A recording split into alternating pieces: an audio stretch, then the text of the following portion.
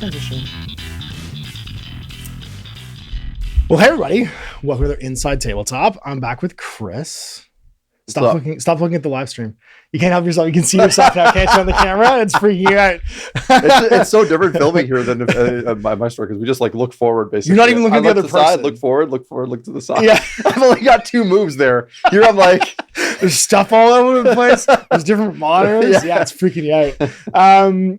So Chris is here today to do what we always do, which is talk about the state of the miniature wargaming industry and answer some prescient questions. And probably talk about Trench Crusade, because that seems to be all you talk about on your channel now. Who else would do this work, right? Yeah. Like it's noble work. It's noble. You know? It's your calling. It's God's calling for you, is that you're going to do nothing but talk about Trench Crusade and Kickstarters and the old world.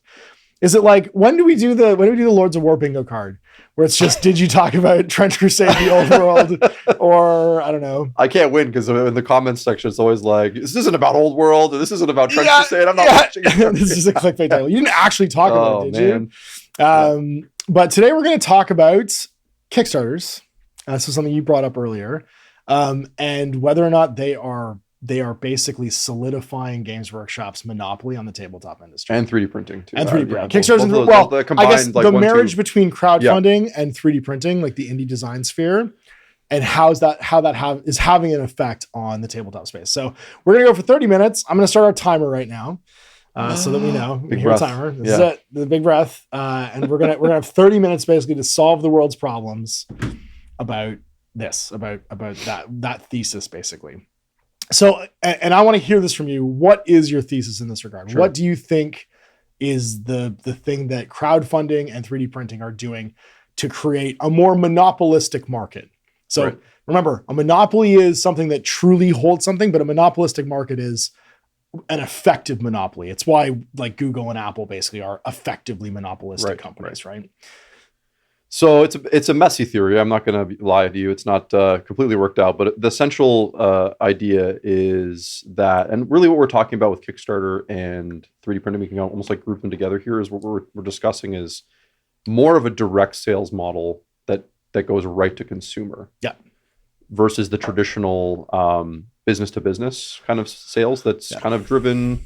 So you could lump Patron in there. You could lump a bunch of things that are basically. That's actually another good point. Yeah, Patron, it's not just crowdfunding. Crowdfunding is the biggest visible bucket of money doing that, though. Right, 100%. And I think traditionally, or at least on the internet, I would say on the internet, people think of these things as liberating forces. Mm-hmm. So these are things that are going to get more games out there. They're going to give creators giving small creators a chance to make something awesome. And I think all those things are true, and we'll kind of get to that. But much like I use this analogy in my video this week, much like the internet as a creation, people thought that was going to be this great liberating force, and we've seen that turn into the monopolies that it is today, essentially. We've seen how it's turned us into the resource. Right, exactly. Right? It converted our eyeballs basically into a mineable resource to create advertising revenue. Absolutely, so it's just like everything else. It's infiltrated by the corporatocracy. And I think the knock-on effect of all of these decisions, which we can get into why these smaller creators are making these decisions, is that it's basically creating an environment where if you run a brick and mortar store, you are more looking into the future, just staring down the reality that there might just be one company left at the end. And I think that's happened more and more in the last 5 years, especially. And so, basically my idea is that like the more these small creators use these tools, because I'll also argue the 3D printing thing especially isn't having the impact people think it's having on Games Workshop. And the impact it had on Games Workshop, it had before everyone else had one in their home, because Games Workshop just had them before everybody else. Right. The reason Games Workshop can produce model kits at the rate they do now is because they are no longer paying a human being to cut molds. They are digitally sculpting printing rapid prototypes and using machine cutting, using those 3D prototypes to make their dies and their molds now. And that means that you can produce a mold in 1/20th the time you used to be able to do so.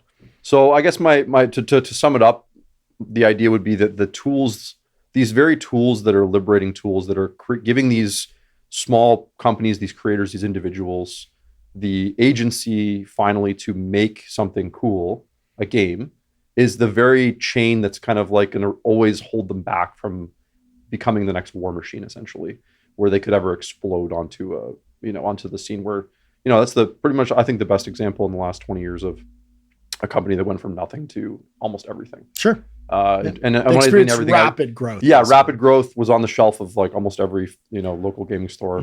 Had massive exposure. We could argue that Asmodee did it with Atomic Mass, but I would say they bought the light. They used money to accelerate that process, where the other one happened organically. Well, that's an interesting point that you bring up, because like they almost like bought their way in. That's it. In a way. They didn't almost do it. Not just through IP. They absolutely bought their way in by buying distributors, by buying. That's it, right? Like they bought. We talked about this in a previous video. Yeah. They bought themselves a miniature company. They just started from nothing by taking. It's kind of like if you were going to build a car at a parts you found at a wrecker's. They went and made a Franken company out of a whole bunch of separate distributors in different markets. A team of designers from a different company. Like they just pulled it together basically almost overnight. So it looked like they exploded, but they basically, they corporate raided a whole bunch of other things to make a company. Well, and they're finding out now, the only thing they didn't buy was shelf space at stores, which they probably should have. Well, I think they overpaid Disney for the IP they're attached to. No. But, right. And so they're stuck. That's the only thing you can't buy. So you can buy the company that's selling directly to my store and own them. Yeah. But you can't, they still can't force me to carry Marvel Crisis Protocol, Shatterpoint, Star Wars Legion. So if those products start to do poorly. And they're buying a limited design space because they have to design inside the space of the IP they're renting. Right. So you inherently can't just come up with the next cool thing when the next cool thing has to be tied to the brand that you've rented. Right. So, okay. So that's kind of the starting point of that theory. Like, maybe we should get into like, why is it that way? Yeah. How are these two separate markets? I think it'd be the question I would ask you. If we're talking about the corporate market and the independent creator market, what are the things that either one of them don't do that separate them? Because my argument would be one of them advertises online. And the problem with that is the algorithm for people's perceptions. When you are online, the algorithm is showing you more of things you're already interested in. So it would seem through your perception that this is something everyone must be able to see, not realizing that everyone's algorithm is curated to them to sell them exactly as many products as humanly possible. So an online presence does not denote being able to be marketed. It's marketing more to the people that already are aware. It makes people more fervorous about the thing they're already passionate about. It's marketing deep, not marketing wide. Right. Whereas a corporatocracy will, a corporate entity, a big enough one that's a brand manager, will market wide. And we're seeing that right now in tabletop, where Games Workshop's got a secret level. They've got a top selling game of the year video game, right? Where their brand is expanding and they are paying to make that happen in a real way. Whereas the independent creator is relying upon that deep marketing into people whose eyeballs are already interested in this type of thing. So we used off camera the children of men analogy. One of them is still procreating. Right. And the other one is benefiting from the cast-offs of that procreation, but isn't necessarily growing their customer base in the same way. They are growing based upon the top level one. Yes. And that to me would seem like the thing that divides those two buckets of money. Yeah, I think that's right. And you wouldn't want to use the term parasitic, but it is like kind of like that kind of idea, right? Like, it's undermarket. It has to exist off of that thing. People have made billions of dollars selling iPhone chargers that are not made by Apple. Good for them. That's it. That's what this is. This is, right? Like it's a niche version of that. Yeah, clearing the water sort of thing.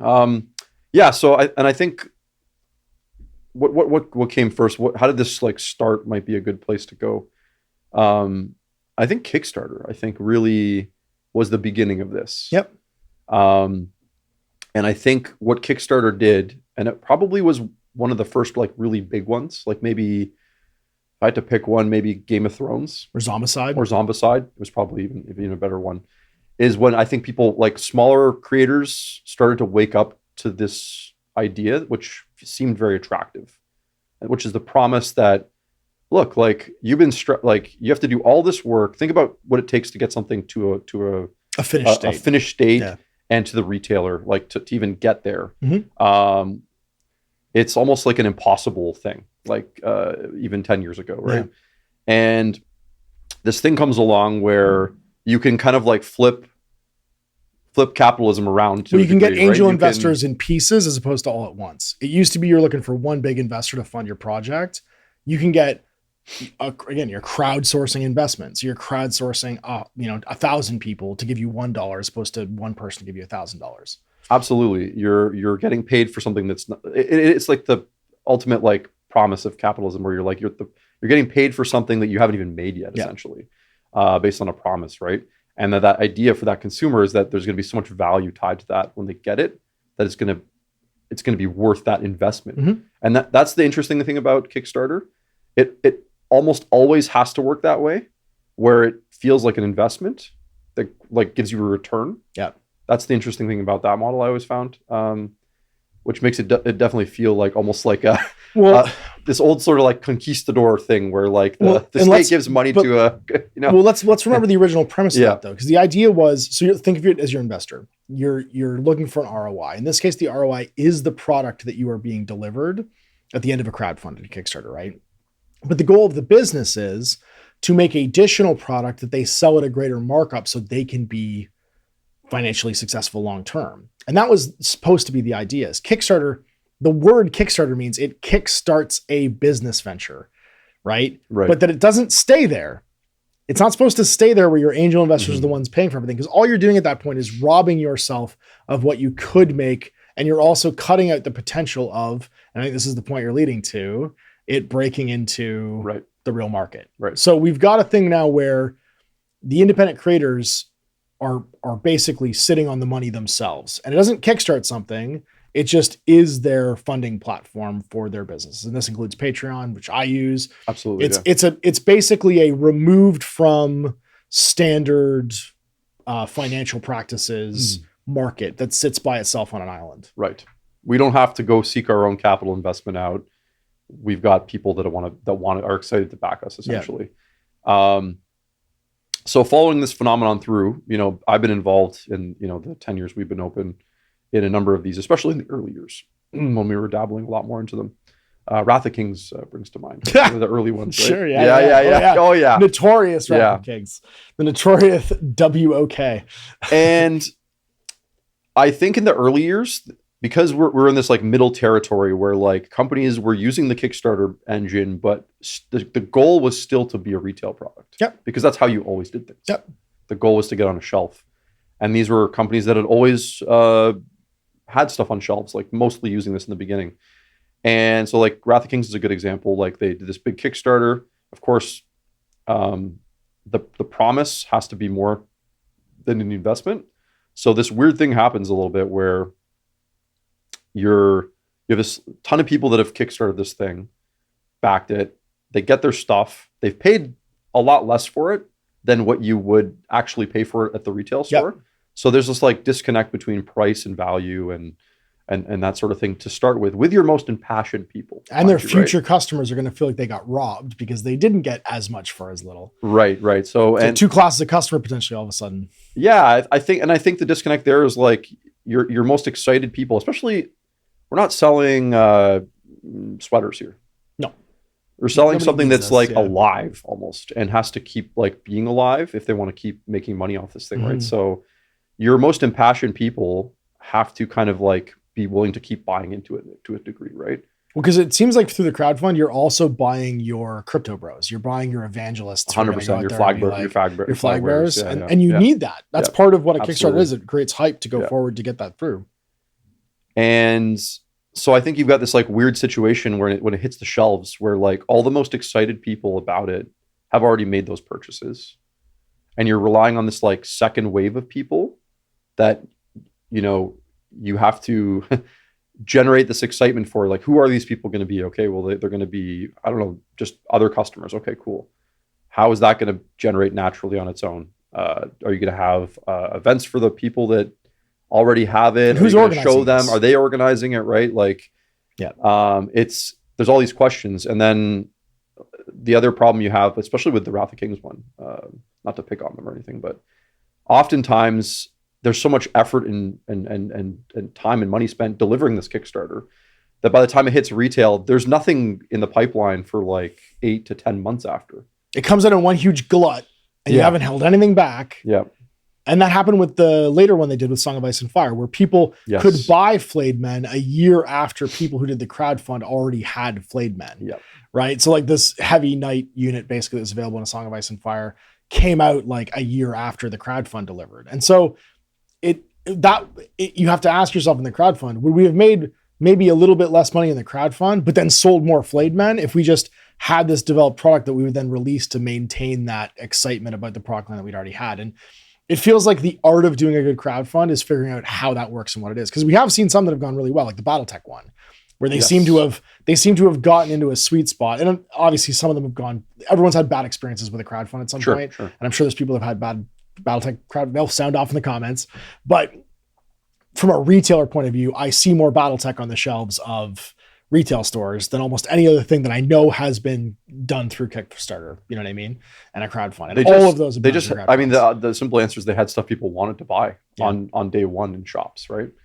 Whether that's a product of like, there was enough people that feel like they missed out with the Kickstarter because they're just bigger than, comparing BattleTech to like Wrath of Kings is not even fair because like BattleTech is, like you said, it's like 40 years of history there. People like know the IP, that sort of thing. And they're not what we're talking about. They're not independent creators. They're using it as a pre-order system as an existing company. 100%. They're using it. They're using it as an investment system, basically. 100%. Yeah. They're going to the market and saying, invest in our company and we'll make something for you, which is different from individual artists kickstarting a project, right? It's not the same thing.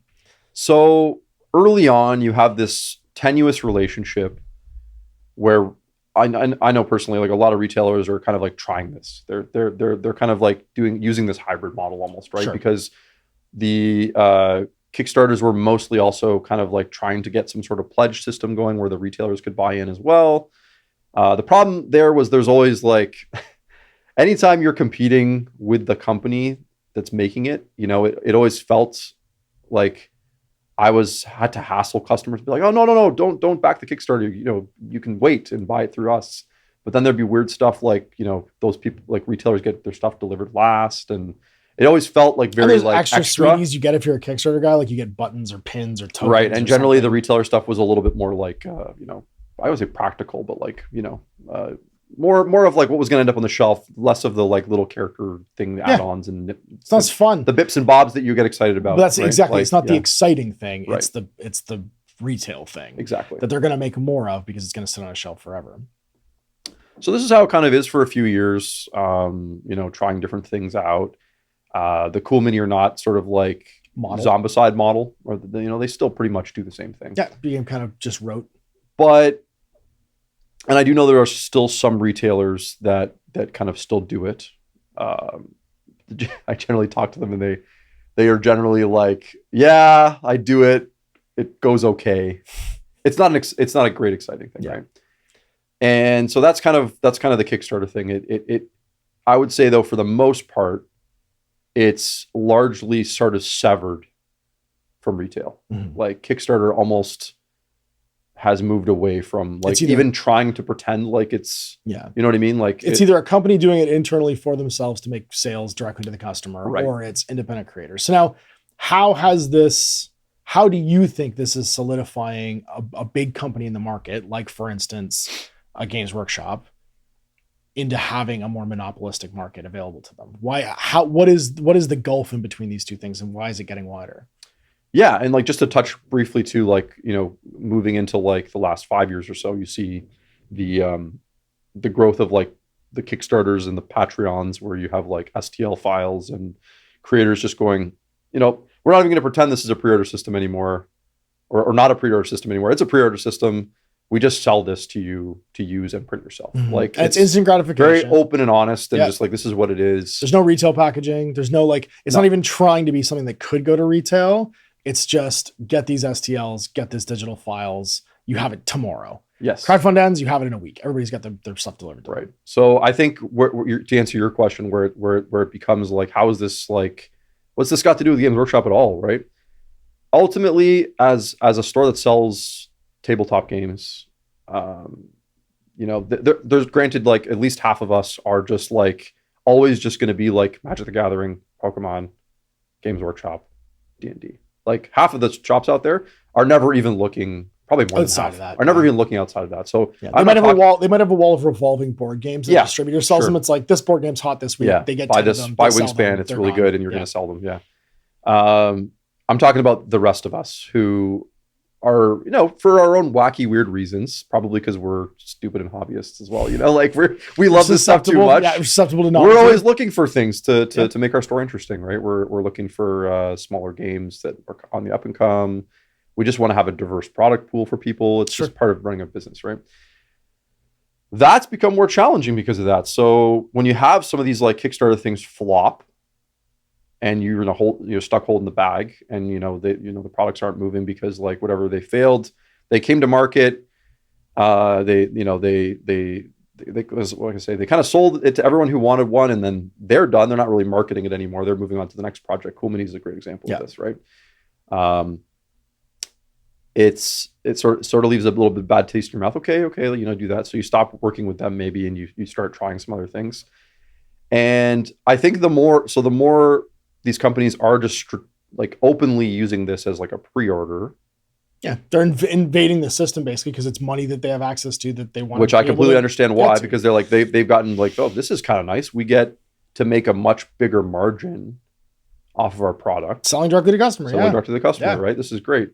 And the byproduct of that, the reality is that we get cut out of the loop, right? And it's not that I'm like aggrieved by that. It's just an objective, like, this is what's happening. Mm-hmm.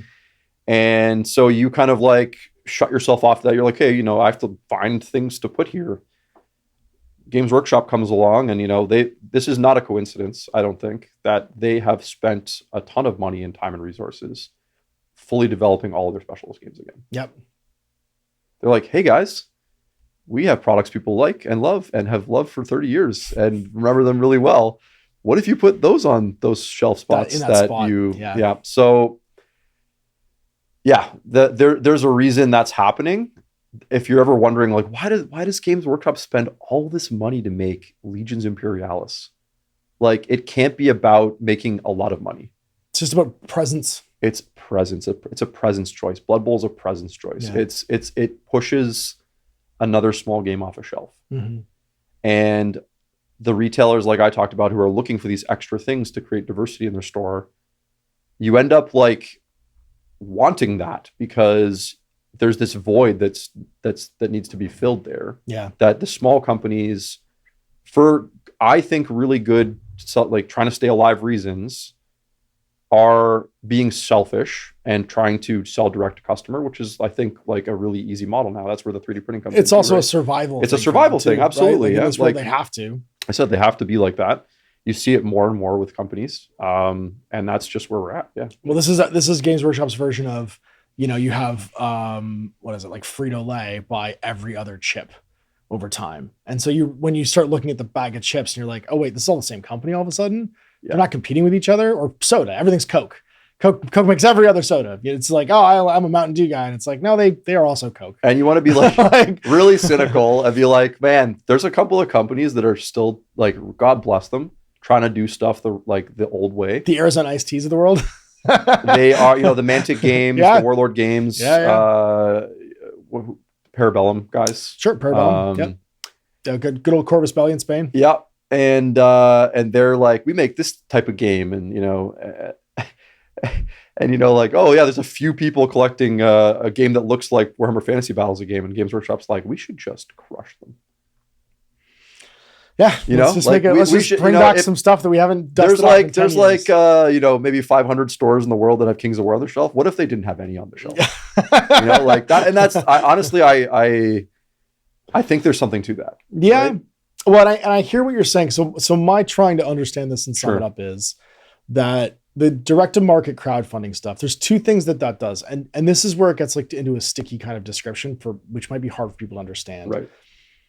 The less incentive there is for you to carry a product that isn't super available, easy to get shipped to you, easy to have, and easily distributed, because you have to go through a Kickstarter program or something, a pledge thing, or it's just simply not designed for you. Like a $3 million Trench Crusade crowdfund where everything is not going to be in retail packaging. It's just STLs for the most part that people paid for and got delivered to them. If you look at the number of pledges of each category, most people did the digital one, which means they can play it right now for free. And that there's nothing there for you. It's also right? easy to like, I've answered this from a ton of people that have asked us, like, what about retail? It's like, it's easy for you to say after they make 3 million US, how could they not think about retail? Look at how successful this is. They didn't know they would make 3 million. They had no idea. US. Yeah, they had no idea. You know what I mean? Like that, like good for them, man. They made some money. That's so cool. But and it's funny because and here's the saddest part of all this is part of me wants everyone to keep doing that. Yeah, and to siphon money out of that mainstream and to make more independent retailers successful.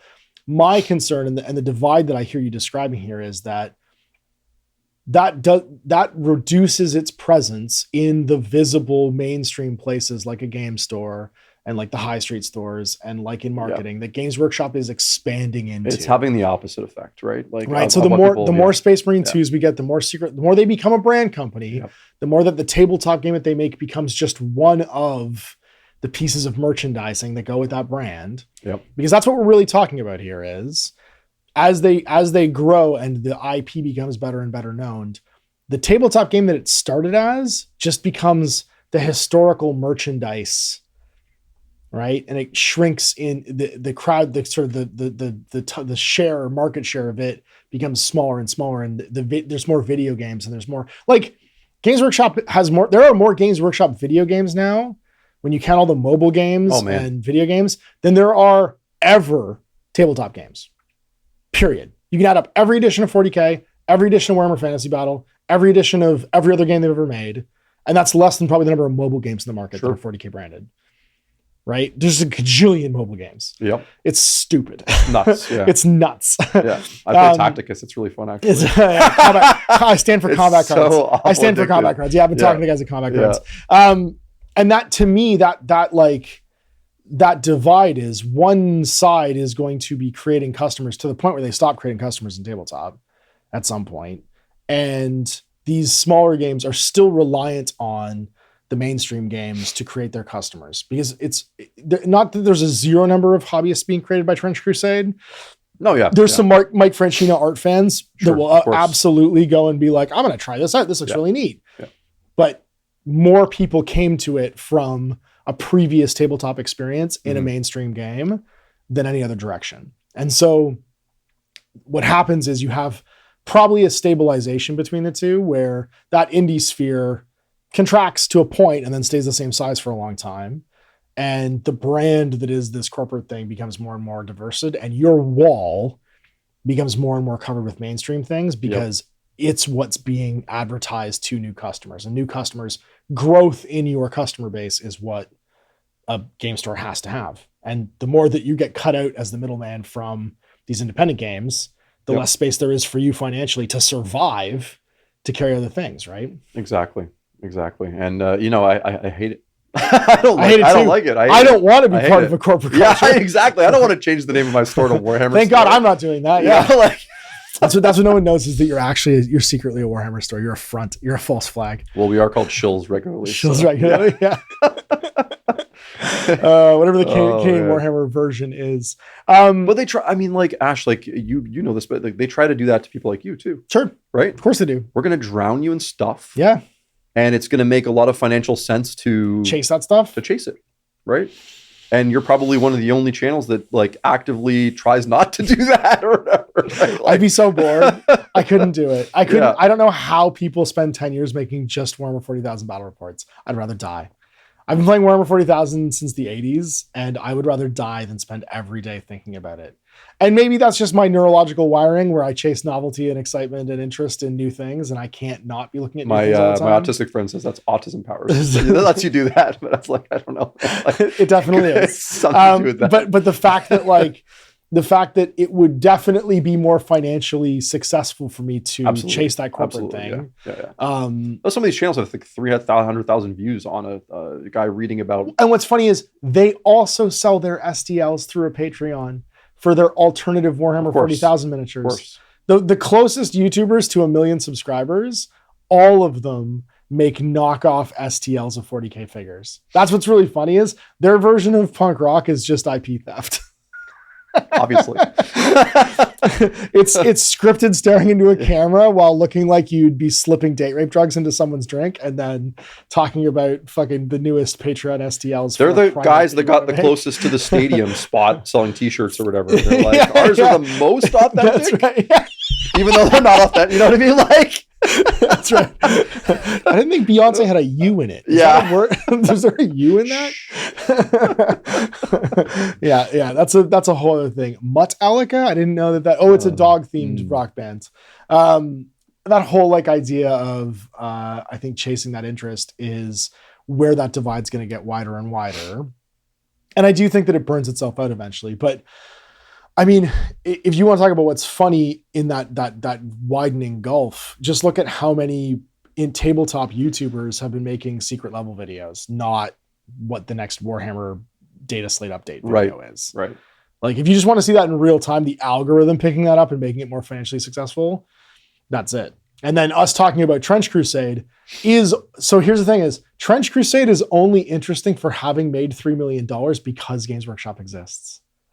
Yeah, because, and this is maybe a great place to go with this. You need a giant for David to spin his sling at and throw. And why are so many people that are interested in Trench Crusade also people that see it as this like thing that can take the man down? That's kind of an interesting thing too, because there's that element. Because Games Workshop's their Phantom X. Yeah. We've already talked about the Phantom X syndrome. Phantom X syndrome. I'll get you. I'll be better than you someday. you left me, but I'll get back at you. Why do they have to be these people with these tall chairs, like petting their cat in the dark or whatever? Like I don't know. Like, I don't know. I think it's it's our timer just went off. No, we're out of time. But that's a good place to leave it. I do think that's funny. Is that people? It's the crypto bro of it all, right? Where people need the thing that they've just most recently invested in to be the best thing ever to justify their investment. And you as the retailer know this 100%. The distance between spending money and not spending money is your comfort that you're spending money on something valuable, right? Because there are so many free alternatives. There will be 99% of people who play Space Marine 2 will interact with the tabletop media by watching a YouTube video with a battle report, looking at pictures of miniatures online and going, oh, isn't that cool? But it's not for me because I can never do that. The differences would be walking into a Warhammer store or a retail store that does these things, getting a demo and having someone hold their hand through to making the purchase. Showing you can do this, it's easy, anyone can learn how to do it, I can do it, I'm a moron, right? That's the gulf in between that advertising of a brand leading to a tabletop hobbyist or not, is someone seeing it in real life. It's almost like they have stores for that. It's almost like they've had stores for 40 years almost doing that. And I think that's the thing that we're talking about when we talk about these straight to market STL crowd funds with digital rules, is that only caters to people that have already crossed that gap. They've already crossed the gap of, well, this is interesting and it's cool and I like looking at it, to I could try that and do that. And so that's why one of them creates new people interested in it, and one of them will get one every now and again, but doesn't have a plan for making that happen. Right. And that's what that space in between is where you sit. You're the store that does that stuff, right? You're the in real life seeing it and seeing it's possible and seeing the people do it. Because it's easy to interact with something conceptually on the internet and watch other people do it. I love the idea of going into the middle of Alaska and building a log cabin with my bare hands. And I watch videos about people doing that as I scroll through my phone watching society collapse. Have I decided to go and do that? Have I gone off grid with my children and eat nothing but berries and bear meat? I mean, I probably could, but I'm not going to, right? I'm still casually interested in it. And that's the distance between those two things. You can casually, entertainingly see somebody do it after playing Space Marine 2. It doesn't mean you're going to go off and do it. There's a distance there. Well, sweet. We hit our timer. Thanks so much for watching. You'll be back next week with another Inside Tabletop as we talk about another fascinating tabletop concept. And thanks for doing this, man. Merry Christmas and all that stuff. Yeah. And happy New Year.